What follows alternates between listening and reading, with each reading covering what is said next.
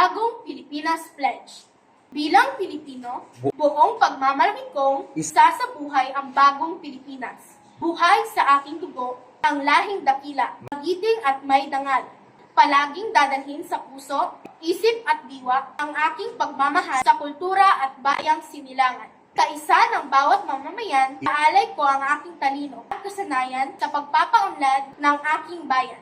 Taglay ang galing na ayon sa mga pandaigdigang pamantayan.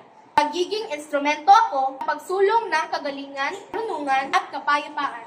Makikisa at makikilahok ako sa mga adhikain ng pamahalaan dahil ang kaunlaran ay hindi lamang responsibilidad ng iilan.